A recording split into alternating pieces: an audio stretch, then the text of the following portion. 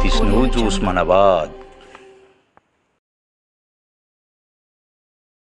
नमस्कार, झुंजार SC 37 news Osmanabad या चॅनलमध्ये आपलं सर्वांचं स्वागत आहे। आपण पाहत आहात दिनांक 7 जुलै 2025च्या उस्मानाबाद, धाराशिव व परिसरातील 10 ठळक घडामोडी। नगर परिषद धाराशिवचे प्रशासक व आरोग्य विभाग खेळते जनतेच्या आरोग्याशी। संपूर्ण शहरात सफाईकडे केले जाते दुर्लक्ष। गल्लोगल्लीत नाल्या भरल्या तुडुंब, रस्त्यावरही साचले कचऱ्याचे ढीग। परांडा तालुक्यातील शिरसगाव येथील जलशुद्धीकरण अर्थात RO बसविण्याच्या नावाखाली झाले 7 ते 7.5 लाख निधीचा केला हडप। सरपंच, ग्रामसेवक, अभियंता, BDO यांच्याकडून वसुली करण्याचे गट विकास अधिकारी रावसाहेब चकोर यांनी दिले आदेश। तुळजापूर तालुक्यातील बब्रुवान खटके या शेतकऱ्याच्या बैलगाडीचे चाक निखळले। गाडी उलटून झाला बब्रुवान खटके यांचा मृत्यू।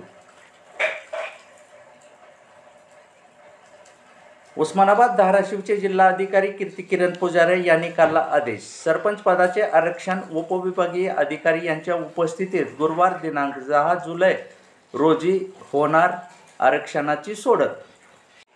पुढील 2 दिवसात महाराष्ट्रात हवामान खात्याने दिला येलो अलर्ट। सर्वत्र मुसळधार पावसाची शक्यता। सर्व कामांना लागणार ब्रेक। कासारतांडा येथे 75 वर्षाच्या वृद्धेवर सतत मारहाण, शिवेगाळ। 7 जणांनी अत्याचार केल्यामुळे कंटाळून विष पिऊन केली वृद्धेने आत्महत्या। आत्महत्या करण्यास प्रवृत्त केल्याबद्दल 7 जणांवर झाला गुन्हा दाखल।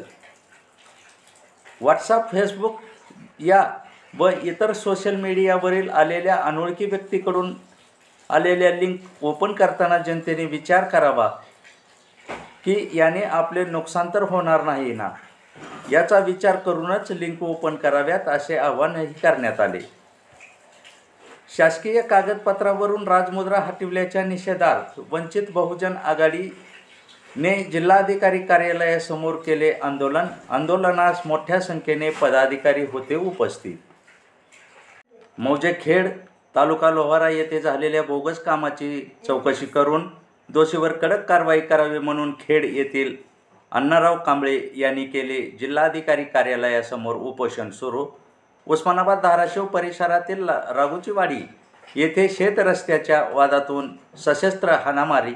धाराशिव उस्मानाबाद शहर पोलीस ठाणे येथे करवर आणि होळगळ यांच्यावर परस्पर विरोधी गुन्हे दाखल।